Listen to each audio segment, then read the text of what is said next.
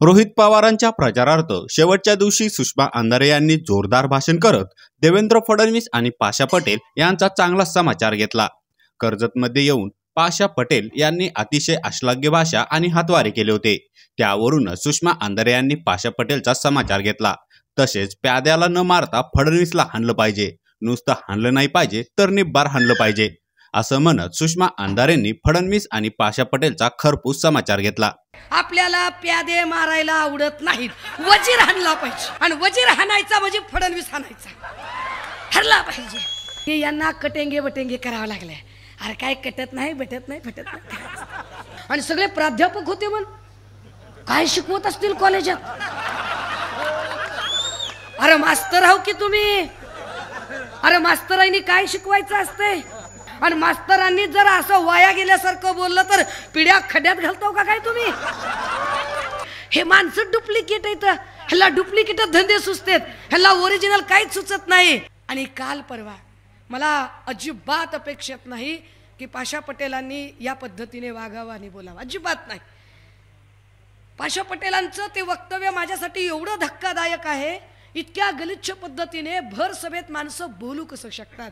अरे आपण आपल्या घरात बसल्यावर सुद्धा जर आपल्या घरात अगदी मुलगा जरी असेल पण तो आपल्यापेक्षा लहान असेल तर त्याच्यासमोर आपण अशी इतकी चिल्लर आणि थिल्लर भाषा करणार नाहीत। इतकी बेदरकार भाषा केली जाते, इतक्या वाईट पद्धतीने बोललं जातं। मला तर असं वाटलं पहिल्यांदा बघितल्यावर की पाशा पटेलची आणि राम शिंदेची काहीतरी दुश्मनी असेल, राम शिंदेला पाडायलाच त्यानं बोललं असेल। कारण एवढं बोलल्यावर राम शिंदे काही निवडून येत नसते। आणि माफ करा, मला काही राम शिंदेवर अजिबात बोलायचं नाही। अरे जे राम शिंदे पाशा पटेल माझे गुरु आहेत म्हणते, त्याच्यावर शिष्याची लायकी काय आहे ती कळते।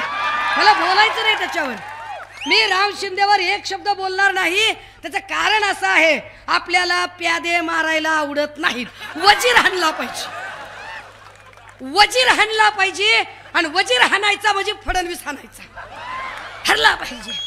या महाराष्ट्राचं राजकारण, या महाराष्ट्राचा सांस्कृतिक भवताल, या महाराष्ट्राची संस्कृती पाक रसातळाला जर कुणी नेली असेल तर ती देवेंद्र फडणवीसांनी नेली। अरे काय पद्धतीने जर सत्ताधाऱ्याचा कुणी असेल तर लगेच सत्ताधाऱ्याने काही केलं की सोडून द्यायचं आणि विरोधकांवर गुन्हे दाखल करायचे। काय गुन्हा दाखल केला म्हणून विचारलं तर म्हणाले BNS 296 दाखल केलाय। पाशा पटेलांवर गुन्हा काय? BNS 296। काय असतं BNS 296? तर म्हणे एखादं काहीतरी अश्लील गाणं बिनं वाजवल्यावर आणि दंड किती त्याला? 1000 रुपये। म्हणजे people who having a capacity to pay 2000 rupees he can harass at twice.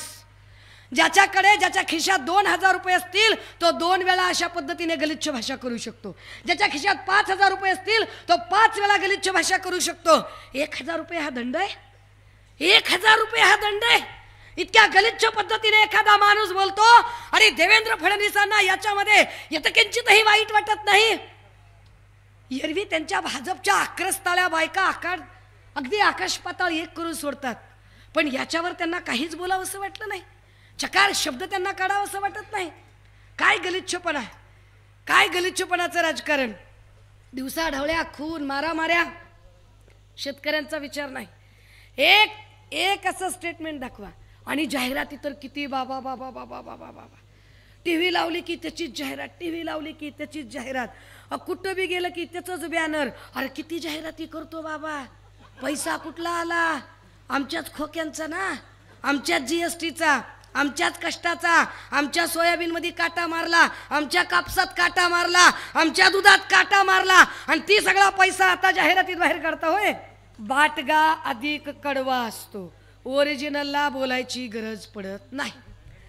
Ram Shinde असतील किंवा अजून कोणी असतील, या सगळ्या लोकांच्या लक्षात एक आलंय की ह्यांनी किती बी लाडका कॉन्ट्रॅक्टर, लाडका दाजी, लाडका मेहुणा, लाडका पाहुणा काही जरी म्हणलं तरी महाराष्ट्रामधलं जर एकूण वातावरण बघितलं आणि कितीही सर्वे काढले तर लाडकं नेतृत्व म्हणलं कोण की महाराष्ट्रात 2च नावं पुढे येत आहेत सध्या। एक आदरणीय शरदचंद्रजी पवार साहेब आणि दुसरं सन्माननीय उद्धव बाळासाहेब ठाकरे। मी एवढं सगळं फिरून आल्यावर माझ्या लक्षात आलं आणि अनेक बुद्धिजीवी सांगतात, पत्रकार सांगतात, खाजगीत बोलतात, ते म्हणतायत हे लाडकी बहीण त्याच्यामुळे त्याच्यामुळे झालं काय की यांना कटेंगे बटेंगे करावं लागले. अरे काय कटत नाही बटत नाही फटत नाही असलं कुठं होत असते काय. सोयाबीनला भाव द्या, कापसाला भाव द्या, दुधाला भाव द्या, विषय संपला. लेकरांना शिक्षण द्या, हा गोरगरिबाला जगू द्या, संपलं. कायद्यानं चला, संपलं. पण देवेंद्र फडणवीस या माणसाने जाती जातीत विष पेरायचं काम केलं. या माणसाने माणसात माणूस ठेवला नाही. धर्म आणि जातीच्या नावावर वारंवार यांना राजकारण करावं लागतंय. आधी यांनी हिंदू मुस्लिम केलं. त्यांच्या लक्षात आलं की हिंदूही समजदार आहेत, मुसलमानही समजदार आहेत. मग काय करावं, मग त्यांनी मराठा ओबीसी करायला सुरुवात केलं. का करतायत असं? ते असं करतात कारण त्यांना माहिती आहे ते विकासावर बोलू शकत नाहीत. इथल्या बेरोजगारांना नोकऱ्या दिल्या का नाही त्यावर ते बोलू शकत नाहीत. शेतमालाला हमी भाव दिला का नाही त्यावर ते बोलू शकत नाहीत. महिलांच्या सुरक्षेबद्दल बोलू शकत नाहीत. म्हणून जात आणि धर्माच्या नावावर राजकारण करायचं त्यांनी ठरवलं. दादा हो, तुम्हाला आपण जात आणि धर्म सोयरीक करताना बघू. ही प्रगती दिसते ती रोहित दादामुळे.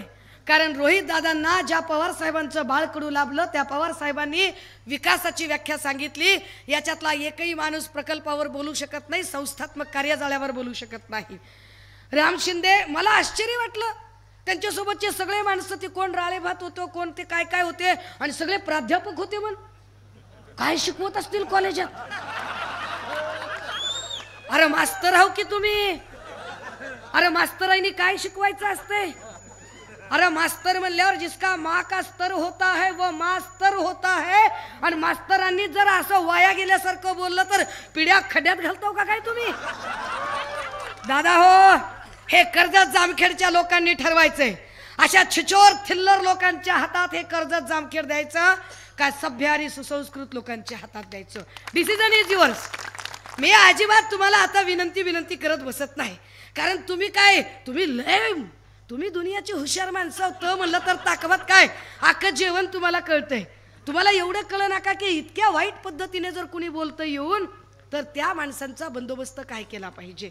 दादा हो, जर या लोकांना अजून एक गोष्ट आहे. अरे नखा बोटानं साधा आपण एखादा एक रूम जरी बांधला ना दगड माती विटाचा, आणि त्या घरातनं आपल्याला कुणी बाहेर काढायला लागलं, आपल्या डोळ्याला धारा लागतील की अरे आमचं कष्टानं बांधलेलं आहे. ज्या पवार साहेबांनी कष्टाने पक्ष उभा केला तो पक्ष त्यांचा अख्खा फोडून त्या पक्षाचं नाव चिन्ह सगळं काही दुसऱ्या कोणाला तरी द्यायचं ठरवलं. ज्या वंदनीय बाळासाहेबांनी पक्ष उभा केला त्यांच्याच लेकाला त्या पक्षातनं बाहेर काढायचं आणि त्याचं नाव चिन्ह चोरायचं. कुणामुळे हिम्मत झाली? ही हिम्मत झाली देवेंद्र फडणवीसमुळे. सभागृहाच्या पटलावर ऑन रेकॉर्ड एकनाथ शिंदे म्हणतात की मी हे करूच शकलो नसतो, पण आमच्या पाठीमागं कलाकार होते देवेंद्रजी, ते मला रात्री वेषांतर करून भेटायला येत होते. कोण म्हणतंय? एकनाथ शिंदे म्हणतात. स्वतः आमची भाऊजाई म्हणते, स्वतः आमची भाऊजाई अमृता वहिनी म्हणते. देवेंद्र असा हुडीबिडी घालून जायचा, असा गॉगल विगल घालायचा आणि रात्रीच्या अंधारात रात्रीच अंथरुणातनं जायचा. मी म्हणायची देवेंद्र तू असं कुठे जातोयस आणि काय करतोयस देवेंद्र. मग मला कळलं की देवेंद्र तर पक्ष फोडत होता. कुणी पक्ष फोडले? देवेंद्र फडणवीसांनी. राष्ट्रवादी कुणी चोरायला लावली? देवेंद्र फडणवीसांनी. शिवसेनेचं वाटोळं कुणी केलं? देवेंद्र फडणवीसांनी. आज घडीला भाजप म्हणजे भारतीय जनता पार्टी राहिली नाही, आज घडीला भाजप म्हणजे भाड्यानं जमवलेली पार्टी झाली. देवेंद्र फडणवीसांनी सगळीच्या सगळी माणसं ब्लॅकमेल करू नेली.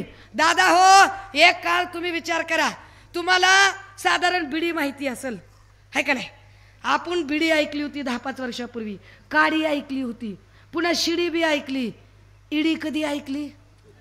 देवेंद्र फडणवीसच्या काळात. ज्याला ईडी लावली ते सगळे गेले, पण गेलेल्या कुणाला तरी शिक्षा झाली का? जे गेले ते तिकडे वॉशिंग मशीन मध्ये धुवून निघाले. ब्लॅकमेल करून माणसं नेली, ब्लॅकमेल करू एकेकाला गायब केलं आणि हा महाराष्ट्राचं वाटोळं करायचं पाप केलं. हा महाराष्ट्राची घडी जर पुन्हा एकदा नीट बसवायची असेल आणि महाराष्ट्रात जर सरकार बदलायचं असेल, आणि होय पोलिस ऐकत असतील मला काही दिसेना तर म्हणून जरा बोलणं गेले. मला माहिती आहे पोलिसांचा माझ्यावर लय जीव आहे दादा हो. 1000 रुपयाचा दंड असणारी शिक्षा तुम्ही आज पाशा पटेलसाठी ऐकवली आहे. कायदा काय असतंय ते आम्हाला बी कळतंय राजे हो. काहीच काळजी करू नका. 1 महिन्यानंतर मी तुमच्या सोबत आणि तुम्ही माझ्या सोबत आहे सांगितलं. महाराष्ट्रातल्या लेकी बाळींची सुरक्षा देण्यासाठी आता कुटुंब प्रमुखांचं राज्य आलं पाहिजे. होय, हे सरकार बदललं पाहिजे. आणि आपला किती नंबर आहे? हा दादा हो. चुलीला दगड किती असतात? ऋतू किती? जगण्याच्या अवस्था किती? आणि ईव्हीएमचा नंबर किती? यस, 3 नंबरचं बटन दणक्यात दाबायचंय. लक्षात घ्या, कमळ कुठं उगवतंय माहितीये का? जिथं लय चिखल असते, गटार असते, तिथं कमळ उगवतंय. हे जर चिखल कमी करायचा असेल, तुतारी चांगल्या ठिकाणी वाजते, पवित्र ठिकाणी वाजते, मंगल ठिकाणी वाजते. मंगलमय आणि पवित्र वातावरण करायचं असेल तर 3 नंबरचं तुतारी वाजवणाऱ्या माणसाचं बटन दाबावं लागेल. आणि हो, कदाचित रोहित दादाच्या नावाचे डुप्लिकेट उभे करतील, कदाचित चिन्हाला साधर्म्य असणारी चिन्ह देतील. हे माणसं डुप्लिकेट आहेत. ह्याला डुप्लिकेट धंदे सुचतात, ह्याला ओरिजिनल काहीच सुचत नाही. पण आपण 3 नंबरचं बटन नीट लक्षात ठेवूया. आणि आपली निशाणी काय? काय निशाणी? काय निशाणी? आपलं ठरलंय 23 तारखेला पाशा पटेलला बी आपण गुलाल पाठवू, काय अडचण नाही. Hate the sin but not the sinner. आपण हे दणक्यात सांगूया. आणि आता 20 तारखेला कुठलाही मनात किंतु परंतु न आणता या महाराष्ट्राच्या बेटरमेंटसाठी एक सज्जन, सुसंस्कृत, सभ्य आणि रोहित दादा पवार यांच्यासारखं एक नेतृत्व पुन्हा एकदा नव्याने निवडून देऊया. चला एका आवाजात आवाज देऊया, राम कृष्ण हरी. अरे राम कृष्ण हरी. या व्हिडिओवर तुमची प्रतिक्रिया कमेंट बॉक्समध्ये नक्की लिहा. आणि व्हायरल मराठी चॅनलला सबस्क्राईब केले नसेल तर सबस्क्राईब करायला विसरू नका.